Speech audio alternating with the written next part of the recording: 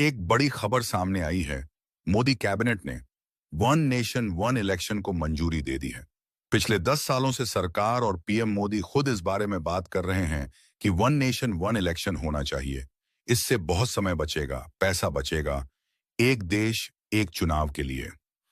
केंद्र सरकार ने 2 सितंबर 2023 को उच्च स्तरीय समिति का एक गठन किया था।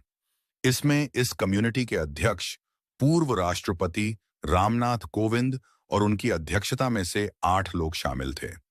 इसी कम्युनिटी की बैठक ने वन नेशन वन इलेक्शन को मंजूरी दे दी है।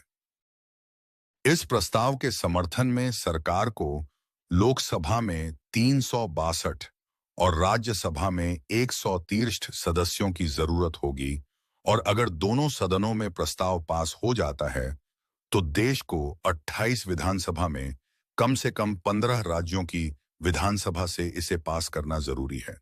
इसके बाद राष्ट्रपति के हस्ताक्षर से यह बिल कानून में पास होगा। इस प्रस्ताव को ऐसे ही संसद के सामने नहीं रखा जाएगा।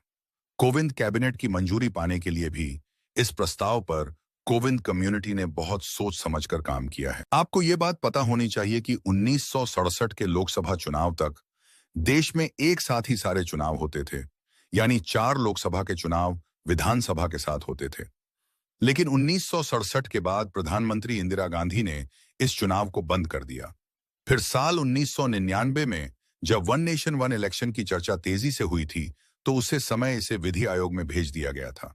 इस आयोग ने अपनी रिपोर्ट में इसका समर्थन किया था। फिर 2018 में एक देश एक चुनाव में लॉ कमीशन की रिपोर्ट भी आई थी, और लॉ कमीशन की रिपोर्ट में सुझाव दिया गया था कि देश में 2 चुनाव कराए जा सकते हैं। उस समय केंद्र कानून मंत्री अर्जुन राम मेघवाल ने बताया था कि देश भर में एक साथ एक चुनाव कराने के लिए संविधान में संशोधन करना होगा। तो आप वन नेशन वन इलेक्शन के बारे में क्या सोचते हैं? कमेंट में जरूर बताएं।